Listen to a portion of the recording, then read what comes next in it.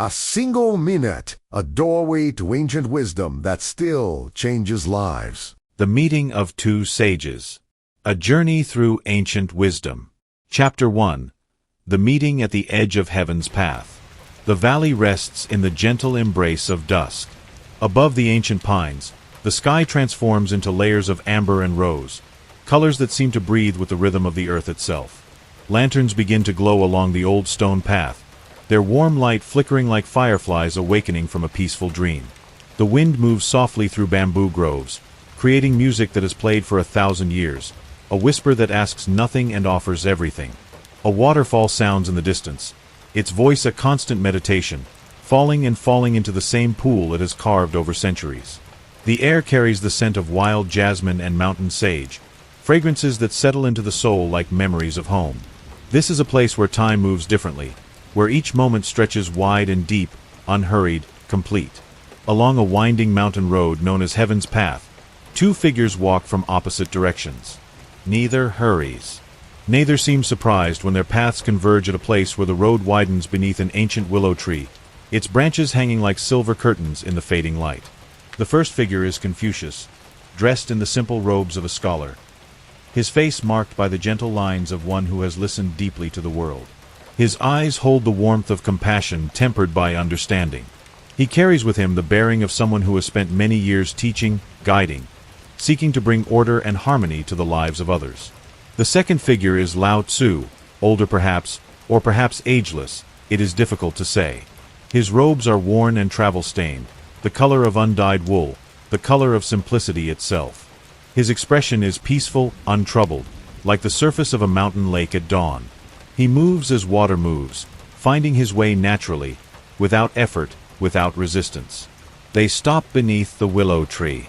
For a long moment, neither speaks. The silence between them is not empty but full of recognition, full of a knowing that goes beyond words. The lanterns along the path sway gently, casting shadows that dance like old friends reuniting. Finally, Confucius bows, a gesture of respect that comes from the deepest part of his being. "Honored teacher," he says, his voice quiet, matching the tone of the evening. "I have heard of your wisdom carried on the wind. They say you understand the way of the Tao, the path that cannot be named." Lao Tzu returns the bow, his movements unhurried, natural as a tree bending in the breeze. "And I have heard of you, Master Kong," he replies, using Confucius's given name with familiar warmth. "They say you seek to restore virtue to the world, to help humanity remember the proper way of living together in harmony."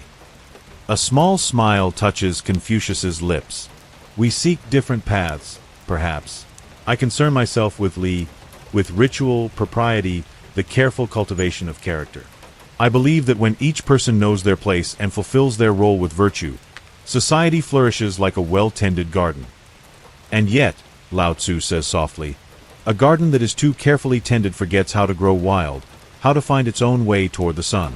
I concern myself with wu wei, with non-action, with allowing things to unfold according to their nature. The river does not struggle to find the sea. The seasons do not force themselves to change. They begin to walk together, neither leading, neither following, their steps falling into a natural rhythm. The path before them winds higher into the mountains, where the air grows thinner and the stars shine brighter.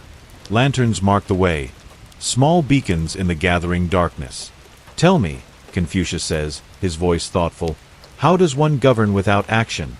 How does one teach without instruction? Society needs guidance, structure, the wisdom of those who have come before. We must cultivate benevolence, humaneness, within ourselves and others. We must practice righteousness. We must keep integrity of word and deed." Lao Tzu nods, listening with the kind of attention that makes the speaker feel truly heard. "These are beautiful teachings," he says. "But consider the tree. No one teaches it to grow. No one instructs its branches to reach for the sky or its roots to search for water. It simply grows, following the nature given to it. When we try too hard to shape things, we often distort their true essence. The softest water wears away the hardest stone, not through force but through persistence, through being itself." They walk in silence for a while, each contemplating the other's words. Above them, the first stars appear, ancient lights that have watched over countless conversations between seekers and teachers, students and masters. An owl calls from somewhere in the forest, its voice a question mark in the darkness. Perhaps, Confucius ventures, we are looking at the same truth from different angles, like two people standing on opposite sides of a mountain, each describing what they see. You speak of the natural way, the Tao that flows through all things. I speak of the cultivated way, the path that humanity must consciously choose to walk. But both seek the same destination: harmony, peace, the ending of suffering. Yes, Lao Tzu agrees, his voice like wind through grass. Harmony. But harmony is not imposed from without.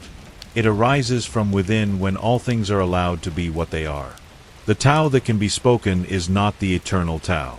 The name that can be named is not the eternal name. In emptiness, there is fullness. In stillness, there is motion. In letting go, we hold everything. Confucius considers this, walking slowly, his footsteps careful on the stone path. And yet, he says gently, people need guidance. They need to understand their responsibilities, to their families, to their communities, to their ancestors. Without Li, without proper conduct and ritual, chaos enters the world. A child must learn respect for their parents.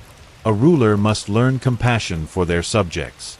These things do not simply arise on their own. Don't they? Lao Tzu asks, but not argumentatively. His question is an invitation to look deeper. A mother does not need to be taught to love her child. A plant does not need to be instructed to turn toward the light. The compassion you speak of, Ren, it already exists within the human heart. Perhaps your teaching simply helps people remember what they have forgotten, helps them clear away the obstacles that prevent their true nature from shining through. They reach a small clearing where a stone bench rests beneath another ancient tree. Without discussion, they both sit, as if they have been walking toward this exact spot, this exact moment, all along. The valley spreads below them, dotted with lights from distant villages, each light a life being lived, a story unfolding. You speak of emptiness, Confucius says, his voice reflective. But I see fullness everywhere. I see the richness of human relationships, the beauty of a well-ordered society, the profound meaning in simple acts of kindness and respect. And you are right, Lao Tzu replies. But consider, the usefulness of a cup comes from its emptiness. The usefulness of a room comes from its open space. We are so afraid of emptiness that we fill every moment, every silence, every space. But it is in the empty spaces that life can enter, that breath can flow, that new understanding can arise. The night deepens around them. The air grows cool, carrying the scent of night-blooming flowers. Somewhere below, a bell sounds from a temple, its note pure and clear, fading slowly into the darkness like a teaching dissolving into understanding. I have heard, Confucius says slowly, of an ancient monastery deeper in these mountains. It is said that within its walls, there exists a teaching older than both our philosophies, a teaching that unites the path of conscious cultivation with the path of natural unfolding. A teaching that shows how action and non-action, structure and flow, effort and ease, can exist together without contradiction. Lao Tzu turns to look at him, and in the lantern light, his eyes seem to hold all the depth of the mountain pools they have passed. I too have heard of this place, he says. The Temple of Returning Light, they call it. It is said that those who enter leave changed, not because they have gained something new, but because they have remembered something ancient. Would you walk this path with me? Confucius asks. Perhaps there is something for both of us to learn, something that neither of us can discover alone. Lao Tzu smiles, and his smile is like sunrise over still water. The Tao brings together what seems separate. If our paths have crossed at this moment, on this mountain, under these stars, then perhaps the crossing itself is the teaching. Yes, let us walk together. Let us see what the mountain has to show us. They rise from the bench, two teachers becoming students once more, two philosophies beginning to recognize each other as complementary rather than contradictory. The path ahead leads higher into the mountains, into the mist and mystery where answers become questions and questions become openings into deeper truth. As they begin to walk, Confucius speaks of Ren, of the profound love and respect that should exist between all people. He speaks of the importance of ritual not as empty form but as a container for meaning, a way of marking the significant moments of life with beauty and intention. He speaks of the cultivation of character, of the daily practice of virtue, of the importance of education and self-reflection. Lao Tzu listens, truly listens, and in his listening, something softens in Confucius, some rigidity he did not know he was carrying begins to release. And then Lao Tzu speaks of Wu Wei, of the art of non-forcing, of moving with rather than against the natural current of things. He speaks of softness as strength, of flexibility as power, of how the weak overcome the strong by yielding rather than resisting. He speaks of simplicity, of returning to the uncarved block, of finding contentment in what is rather than striving always for what might be. Confucius listens, truly listens, and in his listening, something expands in Lao Tzu. Some detachment he did not know he was holding begins to warm with human connection. The path winds on, and they walk together, two sages on the edge of heaven's path, their shadows merging and separating in the lantern light, their voices blending with the wind and the water and the ancient song of the mountain itself. Above them, the stars will slowly across the sky, indifferent and eternal, bearing witness to this meeting as they have borne witness to countless meetings before, as they will bear witness to countless meetings to come. And in the valley below, people sleep, unaware that above them, two of the greatest teachers in human history are beginning a journey that will change them both, that will show them how seemingly opposite paths can lead to the same destination, how the teaching of harmony and the teaching of flow are, in the end, the same teaching spoken in different languages. The night deepens. The lanterns glow.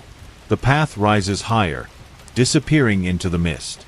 And the two teachers walk on, their conversation continuing, sometimes in words, sometimes in silence, each silence as meaningful as any speech, each word as natural as any silence. This is how the journey begins, not with fanfare or declaration, but with a simple meeting, a mutual recognition, a willingness to walk together into the unknown, to learn from each other, to discover what neither could discover alone. The valley settles into deeper quiet. The last lights in the distant villages wink out, and heaven's path, ancient and patient, continues its winding course toward heights unseen, carrying two travelers toward a teaching that has been waiting, perhaps for centuries, perhaps for this very moment, to be rediscovered. Chapter 2. The Journey Through the Valley of Stillness. The moon rises, full and luminous, transforming the world into something silver and dreamlike. Confucius and Lao Tzu walk beneath its gentle light, following a path that seems both solid and ephemeral, as if they are moving through a landscape painted on silk, beautiful and unreal and more real than waking life. They enter a forest where the trees grow so tall that their tops disappear into darkness, ancient giants that have stood here since before memory began. The moonlight filters through the branches in slender beams, illuminating patches of forest floor covered in moss so soft it seems to glow with its own light. The air here is different, cooler, hushed, filled with a silence that is not the absence of sound but the presence of something deeper than sound. Their footsteps make no noise on the moss. It is as if the forest absorbs all harshness, all roughness, leaving only the essential movement, the pure gesture of walking. An owl glides past them, its flight absolutely silent, a shadow crossing moonlight, a moment of mystery and grace. This forest, Lao Tzu says softly, teaches Wu Wei more clearly than any words. Look how the trees do not struggle to grow. They simply grow. Look how the moss does not strive to be soft. It simply is what it is. There is no effort in any of this, and yet everything accomplishes exactly what it needs to accomplish. Confucius nods, feeling the truth of this in his body, in the way his breathing has slowed, in the way his usually busy mind has quieted. And yet, he says, his voice thoughtful, matching the quietness around them, someone planted these trees long ago, or protected them from being cut down. Even nature benefits from wise stewardship. There is a place for conscious action, for the choice to protect and preserve what is valuable. Yes, Lao Tzu agrees. But notice the difference between wise action and forced action. The gardener who protects the forest does not tell each tree how to grow. They simply create conditions in which growth can happen naturally. This is the essence of Wu Wei, not the absence of action, but action that flows from understanding, action that works with rather than against the nature of things. They walk deeper into the forest, and the path begins to descend, leading them into a valley where a river runs, its surface perfectly reflecting the moon.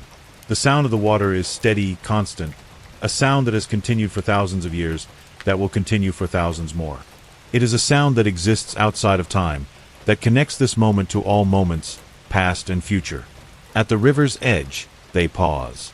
The water moves swiftly but smoothly, finding its way around rocks, through narrow passages, always moving forward, never fighting, never resisting, yet unstoppable in its journey toward the sea. The water teaches, Lao Tzu says, crouching down to touch the surface, watching as his reflection fragments and reforms. See how it does not try to be strong, and yet it carves canyons. It does not try to be hard, and yet it wears away stone. Softness is not weakness. Yielding is not surrender. These are the deepest strengths, the powers that endure when all rigid things have broken. Confucius crouches beside him, also touching the water, feeling its coolness, its constant flow. In my teaching, he says, I speak of ran, of benevolence that flows naturally from one person to another, like water flowing from high ground to low. Perhaps the water you speak of and the virtue I speak of are not so different.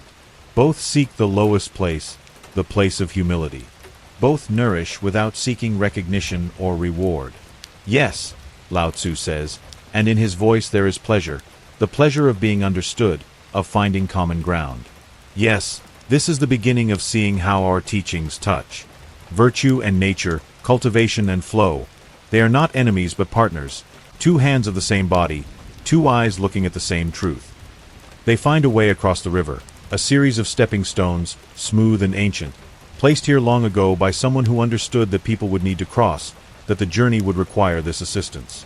Confucius steps carefully from stone to stone, mindful of his footing, aware of the water rushing past. Lao Tzu seems to drift across, his movements so natural and relaxed that it seems the stones rise up to meet his feet rather than him stepping down to meet them. On the far side of the river, the path leads to a bridge made of rope and wood, suspended over a gorge where mist rises from unseen depths. The bridge sways gently in the night breeze, and the moon casts their shadows long and strange across the wooden planks. As they cross, moving slowly, feeling the bridge respond to their weight, Confucius speaks. I have a question that has troubled me for many years, he says. If we simply allow things to unfold according to their nature, if we practice only Wu Wei, then how do we address injustice? How do we help those who are suffering? Surely there are times when we must act, when we must intervene, when we must use our knowledge and our strength to protect the weak and correct what is wrong. Lao Tzu pauses in the middle of the bridge, holding the rope railing, looking out into the mist. This is a profound question, he says, and it shows why our conversation is necessary, why neither of our teachings alone is complete. You are right. There are times when action is needed, when compassion demands that we step forward, that we use what we know to help others. But the question is not whether to act. The question is how to act. Do we act from ego or from understanding? Do we act to impose our will or to align with a deeper harmony? Do we act with force or with wisdom? He turns to look at Confucius, and in the moonlight, his face is peaceful, lined with the wisdom of many years. Consider a doctor, he continues. When someone is ill, the doctor does not force the body to heal. The doctor creates conditions in which healing can occur naturally. The doctor removes obstacles, provides support, but the healing itself comes from the body's own wisdom, its own nature. This is Wei Wu Wei, action through non-action, doing without forcing. Confucius listens, feeling something shift in his understanding, a door opening to a room he did not know existed. So when I teach, he says slowly, when I try to help people understand Li and Ran and Yi, I should not be forcing these virtues into them like pouring water into a jar. I should be helping them discover these virtues within themselves, removing the obstacles that prevent their natural goodness from emerging. Exactly, Lao Tzu says, and his smile is warm, affirming. You teach what is already there. You remind people of what they have forgotten. This is the highest teaching, not the adding of something new, but the revealing of what has always been present. They complete the crossing and find themselves on a path that winds along the side of a cliff, with the valley spread below them like a painting, mist-covered and mysterious. Small lights glow here and there, villages, temples, the homes of hermits and seekers. Each light is a human life, a consciousness trying to understand, to grow, to find peace. As they walk, they come upon a small tea house built into the cliff face, its entrance marked by a red lantern that glows like a heart in the darkness. Inside, they find warmth and the fragrance of jasmine tea. An old woman tends the fire, her face a map of kindness and experience. She looks up as they enter, unsurprised, as if she has been expecting them. "Teachers," she says simply, gesturing to a low table near the fire. "Please, rest. The mountain is long, and even teachers need nourishment."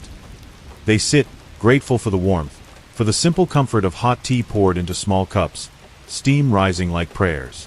The old woman serves them in silence, her movements practiced and graceful, each gesture complete in itself, neither hurried nor slow, simply right. After they have drunk, after the tea has warmed them from the inside out, the old woman speaks. "I have lived in this tea house for 50 years, she says. "I have served tea to thousands of travelers. Each one carries their own burden, their own question, their own search. And I have learned this: the tea does not try to heal anyone. The warmth does not force itself upon the cold. The fire does not demand to be noticed. And yet, everyone who comes here leaves warmed, nourished, somehow lighter than when they arrived. This is Wu Wei. This is also Ren. They are the same teaching." Confucius bows to her, recognizing a teacher when he meets one, regardless of setting or situation. "Wise mother," he says, "you have understood what many scholars miss in all their studying. The simple act of serving tea with full attention, with genuine care, this is the practice of virtue. This is Li not as empty ritual but as living presence." The old woman chuckles, a sound like water over pebbles. "You philosophers make everything so complicated," she says, but her voice is affectionate. "Just pour the tea. Just tend the fire. Just be present for whoever comes through the door. This is the entire teaching, is it not? Everything else is just decoration." Lao Tzu laughs, a rare sound, full and genuine. "Yes," he says. "Yes, exactly. The Tao is not hidden in some distant heaven or buried in obscure texts. It is here, in this tea house, in this cup of tea, in this moment of warmth and connection. When we stop looking for it, we find it everywhere." They sit in comfortable silence, drinking their tea, watching the fire dance and shift, each flame different and each flame the same. The old woman tends to other tasks, humming quietly to herself, completely absorbed in what she is doing, completely present. There is a teaching in her presence that is clearer than any words. Eventually, they take their leave, bowing deeply to the tea house keeper, feeling blessed by the encounter. She waves them off with a knowing smile, and as they step back onto the mountain path, they hear her begin to sing, an old song in a language neither of them recognizes, a song that seems to come from the mountain itself, timeless and true. The path continues downward now, leading them into another valley, this one wider, with terraced fields rising on both sides. The moon has moved across the sky, and its light now slants at a different angle, creating new shadows, new depths. A light mist rises from the fields, and in it they can see farmers' houses, dark and quiet, people sleeping, dreaming their dreams of harvest and rain, of children and ancestors, of the simple and profound concerns of human life. "Tell me a story," Confucius says as they walk. "In your teaching, you often use stories and images rather than direct instruction. Help me understand this way of teaching." Lao Tzu nods, pleased by the question. They continue walking, and his voice, when he begins, is like the mist around them, soft and pervasive, everywhere and nowhere. "Once," he says, "there was a tree that grew at the edge of a village. It was a strange tree, twisted, gnarled, its wood full of knots and burls, useless for lumber, impossible to carve. The villagers looked at it with contempt. 'What good is this tree?' they would say. 'It cannot be used for building. It cannot be made into furniture. It is worthless.' And so they left it alone. Years passed. The village grew. Trees all around were cut down for lumber, for firewood, for making tools and houses. But the twisted tree remained, untouched, because no one wanted it. Eventually, it grew so large that its branches spread wide over the village square, providing shade for the entire community. Children played beneath it. Elders gathered in its shade to talk and rest. Lovers met beneath its branches. And the villagers began to say, This is the most valuable tree in the village. What would we do without it? You see, Lao Tzu continues, the tree was saved by its apparent uselessness. By being nothing special, it became invaluable. By not trying to be useful, it became more useful than any other tree. This is the paradox of Wu Wei. This is the wisdom of letting things be what they are. Confucius walks in silence for a while, contemplating the story, feeling it work on him, feeling how it opens understanding in a way that direct teaching might not. In my own teaching, he says finally, I would say this differently, but perhaps I am saying the same thing. I teach that the superior person is not a tool, not something to be used for one purpose only. The superior person cultivates themselves in all directions, becoming complete, rounded, like that tree. They practice ren, li, ji, xin, benevolence, righteousness, propriety, wisdom, integrity, not to be useful to any particular end, but to be fully human, fully themselves. And in being fully themselves, they naturally serve others, naturally contribute to the harmony of the whole. Yes, Lao Tzu says softly. Yes, you are beginning to see. The difference between our teachings is like the difference between describing a mountain from the south and describing it from the north. We use different words, different images, but we are both describing the same mountain, the same truth. They walk on, and now they begin to encounter people, even in this deep night. A farmer leading his ox to an early morning field nods to them in passing. A midwife hurries toward a house where a birth is happening, her face focused, carrying the weight of her responsibility with grace. A young monk walks the opposite direction, finishing his night meditation, his eyes still turned inward.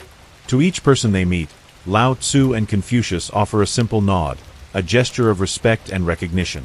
And sometimes, without planning it, they find themselves stopping to talk, to listen, to offer what wisdom they can. An old man sits by the path, unable to sleep, troubled by questions of mortality and meaning.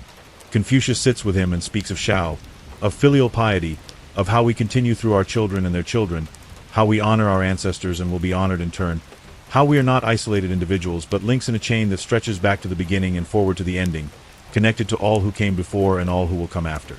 A young woman carrying water stops to rest, weeping quietly. Lao Tzu sits beside her, not asking questions, simply present. After a while, she begins to talk about loss, about change, about things she cannot control. And Lao Tzu speaks softly about the Tao, about how all things flow and change, how nothing is permanent, how attachment to what must change brings suffering, how letting go is not losing but opening one's hands to receive what comes next. With each encounter, the two teachers learn from each other, see how their approaches complement and strengthen each other.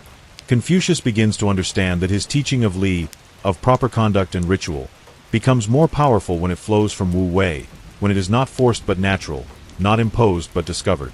Lao Tzu begins to understand that his teaching of yielding and flowing becomes more grounded when it includes Ren, when it remembers the human heart, when it acknowledges our responsibility to each other. The night continues its slow progression toward dawn. The mist begins to thin.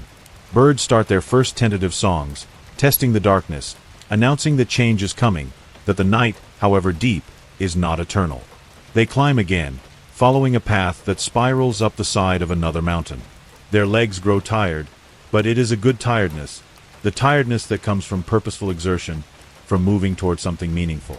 They pass prayer flags strung between trees, their colors faded by sun and rain and wind, their prayers released into the air with each flutter, each movement. As the path levels out, they come to a place where the valley opens before them, vast and breathtaking. The mist lies thick in the low places, and the tops of mountains rise above it like islands in a silver sea. The moon, now low on the western horizon, paints everything with a light that seems to come from within rather than from without, as if the world itself is luminous, glowing with its own quiet radiance. They stand together, looking out, and for a long time, neither speaks. There are no words for what they are seeing, or rather, there are too many words and none of them adequate. This is a moment of pure presence, of pure being, where subject and object dissolve, where the one who sees and the thing seen become one unified experience. Finally, Lao Tzu speaks, his voice barely a whisper. This, he says, this is what I mean when I speak of returning to the source, of becoming one with the Tao. Not somewhere else, not in some future enlightenment, but here, now, in this moment of complete presence, complete openness. And this, Confucius adds, his own voice full of wonder, this is what I mean when I speak of harmony, not just between people, but between humanity and heaven, between the individual and the cosmos. When we are fully present, fully ourselves, we naturally align with a greater pattern. There is no separation, no conflict, only participation in something vast and beautiful and right. They stand a while longer, and then, as if by mutual agreement without words, they turn and continue walking. The path ahead leads higher still, into clouds that cling to the mountain's upper reaches. They can see, dimly through the mist, structures that might be buildings, walls that might mark a monastery, a place set apart, a place dedicated to the search for truth. The temple of returning light, Confucius says, and it is not a question. Yes, Lao Tzu confirms. We are close now. Whatever teaching waits for us there, we will meet it together. Two paths becoming one. Two teachings recognizing each other as aspects of a single wisdom. As they enter the clouds, the world around them becomes even more dreamlike, even more ephemeral. They can see only a few feet ahead. Sound becomes muffled, distant. It is as if they are walking between worlds, between the realm of ordinary understanding and the realm of deeper knowing. Somewhere ahead, a bell sounds, deep, resonant, announcing their arrival, welcoming them home to a place they have never been, calling them toward a teaching they have always known but have forgotten, inviting them to remember what they have come here to learn. Their footsteps echo softly on stone.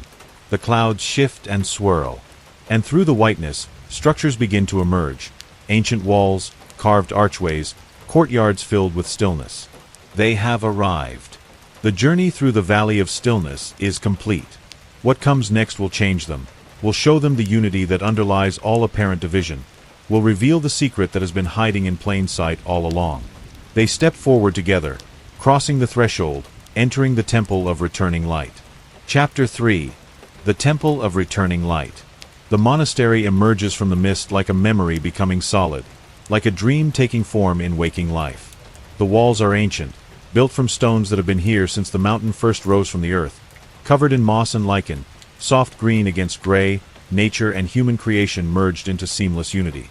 The architecture is neither grand nor humble. It simply is, perfectly suited to its place, perfectly at peace with its existence. Two monks in simple robes stand at the entrance, their faces serene, unsurprised. They bow to the arriving teachers, a gesture that conveys welcome without words, recognition without need for introduction. These monks have taken a vow of silence, but their silence is not empty. It is full, communicative, a silence that listens and responds without the interference of language. One monk gestures for Confucius and Lao Tzu to follow.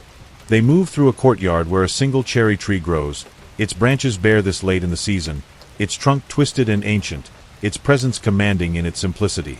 The ground is raked gravel, patterns that suggest water, waves, flow, a meditation made visible, a teaching written in stone and sand.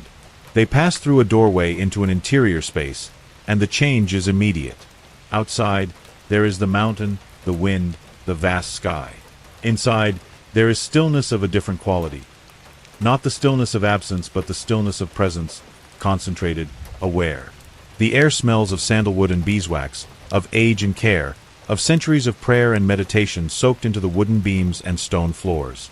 The silent monk leads them deeper into the temple, through corridors lit by candles that flicker in brass holders, their light warm and alive, each flame a small consciousness, burning, giving, consuming itself in the act of illumination. The walls are bare except for occasional calligraphy, characters written in bold, simple strokes, each one a complete teaching if only one knows how to read it.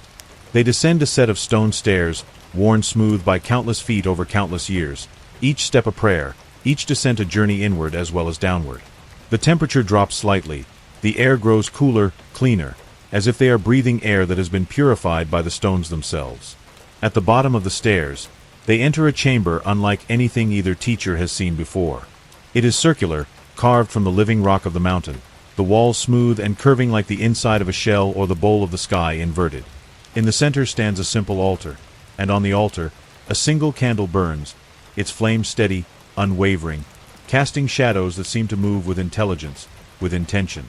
The monk who has guided them bows once more and withdraws, his footsteps making no sound on the stone, his departure as smooth and natural as his arrival. Confucius and Lao Tzu are alone now, alone with the candle, alone with the silence, alone with whatever truth this place holds. For a long time, neither moves. They stand at the edge of the circular chamber, feeling something shift within them, feeling the outer journey become an inner journey, feeling the search for external wisdom become a recognition of internal knowing. Then, slowly, they walk forward, approaching the altar, approaching the light. As they do, something extraordinary happens. The walls of the chamber begin to glow, faintly at first, then more strongly, with a light that seems to come from within the stone itself. And on this glowing surface, images begin to appear, scenes, moments, memories, but not their own memories. These are archetypal memories, the memories of humanity itself, the stories that every culture tells in different forms but with the same essential truth. Confucius sees himself reflected on the wall, but not as he is.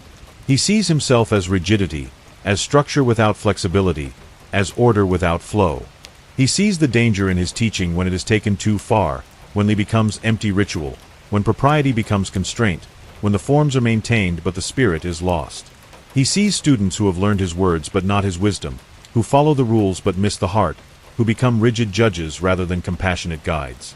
And as he watches this reflection, something in him softens, releases. He understands that structure is beautiful only when it serves life, when it creates space for growth rather than restriction. He sees that his teaching needs the balance of Wu Wei, needs the reminder that form should flow from nature rather than be imposed upon it. Beside him, Lao Tzu also faces his reflection, and what he sees troubles him in a different way. He sees himself as detachment, as withdrawal, as a teaching that leads people away from responsibility, away from engagement with the world. He sees the danger when Wu Wei becomes passivity, when non-action becomes inaction, when going with the flow means accepting injustice, ignoring suffering, floating above the struggles of humanity rather than compassionately engaging with them. He sees seekers who use his teaching to avoid difficult choices, who hide from responsibility behind the concept of non-interference, who confuse wisdom with indifference. And he understands that his teaching, without the grounding of Ren, without the anchor of human compassion and responsibility, can drift into a cold detachment that serves no one. The candle flame flickers, and both teachers step closer to the altar. The images on the wall shift, change, and now they see something different. They see the unity of their teachings, the way each completes the other, the way structure and flow, action and non-action, cultivation and nature can dance together in perfect harmony. A voice speaks, though there is no one visible in the chamber. It seems to come from the walls themselves, from the mountain, from the ancient stones and the flickering light. It is neither male nor female, neither young nor old. It is simply voice, simply truth being spoken. "Welcome, teachers," the voice says, and there is warmth in it, recognition, the greeting of old friends meeting after a long separation. "You have come seeking the teaching that unites all teachings. You have come to learn what you already know but have forgotten. You have come to remember that wisdom is not one thing or another thing, but the harmonious dance of all things." The voice continues, soft as breathing, steady as heartbeat. "Confucius, you have taught the world about order, structure, virtue, responsibility. You have shown people how to live together in harmony, how to create societies that honor both the individual and the collective. Your teaching is necessary, beautiful, profound. But without the balance of yielding, without the wisdom of knowing when to let go, when to allow things to unfold naturally, structure becomes prison, and order becomes oppression. Lao Tzu, you have taught the world about flow, about yielding, about the power of softness, about returning to simplicity in nature. You have shown people how to move with rather than against the current of existence, how to find peace and acceptance, how to be without striving. Your teaching is necessary, beautiful, profound. But without the anchor of compassion, without the engagement with human suffering and human responsibility, flow becomes drift, and non-action becomes abandonment. Together, your teachings create wholeness. Together, they show the complete path. Structure with flow, action with non-action, cultivation with trust in nature, engagement with acceptance. This is the wisdom of balance, the teaching of harmony, the way of integration. As the voice speaks, the walls begin to show new images. Images of a world where both teachings live together, where people act with wisdom and yield with grace, where society has structure but also flexibility, where individuals take responsibility but also trust the unfolding of life. They see a ruler who governs with both Li and Wu Wei, creating just laws but applying them with wisdom and compassion, knowing when to be firm and when to be gentle. They see a teacher who instructs with both discipline and freedom, providing structure for learning but also space for discovery. They see parents who guide their children with both care and trust, offering direction but also allowing natural development. They see a world where meditation and action support each other, where inner cultivation and outer engagement are not opposites but partners. They see the beauty of ritual that flows from genuine feeling, the power of yielding that comes from a place of strength rather than weakness, the wisdom of action that arises from stillness rather than from agitation. The images fade, and the chamber returns to its simple state: stone walls, single candle, two teachers standing in silence. But both Confucius and Lao Tzu have been changed by what they have seen, by what they have recognized in themselves and in each other. Confucius turns to Lao Tzu, and in his eyes there is something new, a softness, an openness, a willingness to not always know, to not always have the answer, to allow things to unfold. "Teacher," he says, his voice humble, "you have shown me what was missing in my understanding. I have been so focused on cultivation, on effort, on the conscious development of virtue, that I forgot the virtue that already exists, the goodness that needs no teaching, the harmony that arises naturally when we remove obstacles rather than impose solutions." Lao Tzu places a hand on Confucius's shoulder, a gesture of friendship, of mutual respect. "And you, teacher, have shown me what was missing in mine. I have been so focused on yielding, on non-action, on returning to simplicity, that I forgot the importance of conscious care, of taking responsibility, of actively working to reduce suffering and increase harmony." Wu Wei is not passivity. It is action that flows from deep understanding, action that includes the wisdom of your Ren. They sit together at the base of the altar, cross-legged on the cool stone floor, facing each other, the candle burning between them. And they begin to talk, not as teachers lecturing students, but as students learning from each other, as friends discovering truth together. Confucius speaks of how Li, ritual and propriety, can become Wu Wei when it is practiced not as rigid form but as natural expression of respect and care. He speaks of how Ren, benevolence, is not something forced upon the world but something that flows naturally when we align with our true nature. He speaks of how Yi, righteousness, is not harsh judgment but compassionate action that arises from deep understanding of what is needed in each moment. Lao Tzu speaks of how Wu Wei includes the conscious cultivation that Confucius teaches, how non-action is not the absence of effort but effort that is aligned with natural flow. He speaks of how softness includes the strength to maintain boundaries, how yielding includes the wisdom to know what to accept and what to gently resist. He speaks of how simplicity includes the richness of human relationships, of community, of the bonds that connect us to each other and to the generations before and after. As they talk, as their teachings weave together, something miraculous happens. The candle flame grows brighter, not with heat but with a cool, clear light that fills the entire chamber, that seems to dissolve the boundaries between teacher and teacher, between human and stone, between this moment and all moments. And in this light, they both see it, the ultimate teaching, the final understanding that has brought them here. It is so simple that it could be spoken in a single breath, yet so profound that all the books in all the libraries cannot fully contain it. Wisdom is balance. Virtue is integration. The Tao is not separate from Ren, and Ren is not separate from the Tao. Structure and flow, action and non-action, self and other, heaven and earth. All apparent opposites are revealed as aspects of one unified whole, fingers on the same hand, waves on the same ocean. To live well is to dance between these poles, never clinging to one extreme or the other, always adjusting, always responsive, always present. It is to cultivate virtue while trusting nature. To take responsibility while accepting what cannot be changed. To act with wisdom while remaining open to mystery. To be fully engaged while also at peace. This is the teaching of the Temple of Returning Light. Not a new teaching, but a remembering. Not something added, but something revealed. The light that returns is the light that was always there, the wisdom that was always present, the truth that was waiting to be recognized. The candle burns lower. The light softens. And Confucius and Lao Tzu sit in silence, no longer two separate teachers but two aspects of one teaching, two voices speaking one truth, two paths leading to one destination. After a time, minutes or hours, it is impossible to say, they rise. They bow to the altar, to the chamber, to the mountain, to the ancient wisdom that has held them and taught them and transformed them. And together, in perfect silence, they climb the stairs, walk through the corridors, emerge into the courtyard where the cherry tree stands guard over its small patch of raked gravel.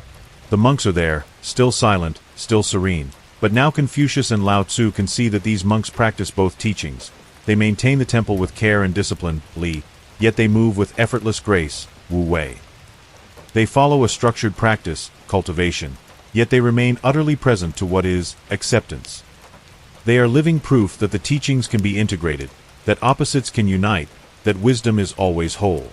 The two teachers leave the temple, walking back the way they came, though now the path looks different, feels different. Or perhaps it is they who are different, they who see with new eyes, who walk with new understanding. The sun is rising as they descend from the mountain, painting the eastern sky in shades of gold and pink and violet. The mist in the valleys glows with soft light. Birds sing their morning songs, each voice unique, each voice part of one great chorus. The world is waking, beginning again, eternal return, endless dance of darkness and light, stillness and motion, being and becoming. They reach the place where they first met, the spot beneath the willow tree on heaven's path. The lanterns that glowed in the evening darkness are now extinguished, their work done, their light no longer needed in the presence of the sun. But they remain, ready for the next evening, ready to serve again, patient and faithful. Confucius and Lao Tzu turn to face each other. Their journey together is ending, but something deeper has begun. Not a journey of miles, but a journey of understanding that will continue for the rest of their lives and beyond, into the lives of all those they teach, all those who learn from them, all those who will come after. Thank you, Confucius says simply, for walking with me, for teaching me, for showing me what I could not see alone. Thank you, Lao Tzu replies, for the same gifts, given in different form. We have each helped the other remember what we had forgotten. This is the highest form of teaching, not the giving of new knowledge, but the revealing of wisdom that was always present. They embrace two old friends, two teachers, two aspects of one truth. And then they separate, each continuing on their own path, but carrying with them the understanding they have gained together, the integration they have achieved, the balance they have learned. Confucius will return to his students and teach them Li and Ren with new depth, with new flexibility, with the wisdom of Wu Wei woven into every lesson. He will show them how structure serves life, how ritual can flow from genuine feeling, how responsibility and acceptance can exist together without contradiction. Lao Tzu will return to his mountain hermitage and write with new understanding, with a warmth of human connection, with the recognition that the Tao includes engagement as well as withdrawal, that simplicity includes the richness of human relationships, that non-action includes compassionate presence. And the world will be blessed by both teachers, by both teachings, by the wisdom that emerges when apparent opposites recognize each other as partners in the great dance of existence. The sun rises higher. The day begins. Life continues its eternal flow, its endless creativity, its infinite ways of teaching those who are willing to learn. Epilogue. The harmony of returning. Now, as you listen to this story, as you feel yourself drifting towards sleep, let the teachings of these two wise men settle into your heart like seeds falling into soft earth. Know that you, too, contain both paths within you. You have the wisdom to create structure in your life, to cultivate virtue, to take responsibility for your growth and your choices. This is the Confucian way within you, and it is good, necessary, beautiful. And you also have the wisdom to yield, to flow, to trust the unfolding of life, to release what cannot be controlled, to rest in the natural goodness that exists within you without effort. This is the Taoist way within you, and it is good, necessary, beautiful. You do not need to choose between them. You do not need to be one or the other. You can be both, dancing between structure and flow, between action and rest, between effort and ease, finding the balance that is right for you in each moment. As you release into sleep now, release also the burden of having to be perfect, of having to know everything, of having to hold yourself and your life in rigid control. Allow yourself to flow like water, soft yet unstoppable, yielding yet persistent, finding your way naturally through whatever obstacles appear.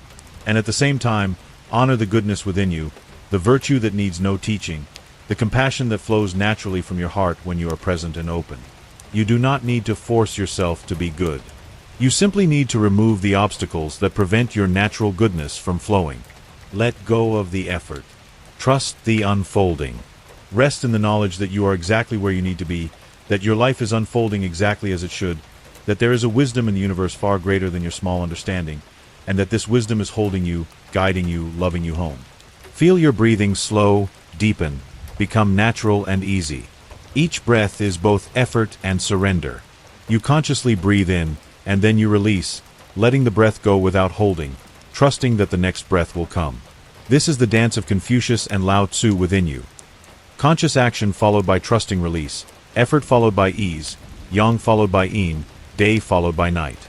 Imagine yourself walking on heaven's path, lanterns glowing softly in the gathering darkness, the mountains solid beneath your feet, the stars beginning to appear overhead. You are not alone. You are accompanied by all the wisdom of all the teachers who have ever lived, all the compassion of all the hearts that have ever loved, all the peace of all the moments of stillness that have ever existed. You are walking toward rest, toward sleep, toward the great releasing that comes at the end of each day. And in this sleep, you will be restored, renewed, returned to yourself. The light that has guided you all day will rest, and in the darkness, something deeper than light will hold you.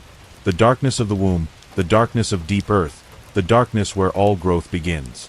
Let your body become heavy, soft, relaxed. Let your mind become quiet, spacious, still. Let your breath become the only movement, the only sound, the only awareness. Breathing in, breathing out, like waves on a shore, eternal, rhythmic, peaceful. You are safe. You are held. You are exactly where you belong. And as you drift deeper into sleep, know that the teachings of Confucius and Lao Tzu will work within you even as you rest, integrating, balancing, bringing into harmony all the aspects of yourself that have seemed separate or conflicting. You will wake renewed, balanced, whole. But for now, simply rest. Simply let go. Simply allow yourself to be carried by the great river of existence, flowing naturally, effortlessly, peacefully toward the ocean of deep and dreamless sleep. The temple bells ring one last time, their sound fading slowly into silence, into stillness, into the vast peace that contains all sound, all movement, all life. Rest now, traveler. Rest now, seeker. Rest now, beloved student of life. Your journey today is complete. Tomorrow is far away. This moment is only breath, only peace, only the gentle, eternal now. Sleep deeply. Sleep well. Sleep in the harmony of heaven and earth, of action and rest, of all things returning to their source, returning to the light, returning home. The story ends. The silence begins. And in that silence, you find everything you have been seeking. Good night.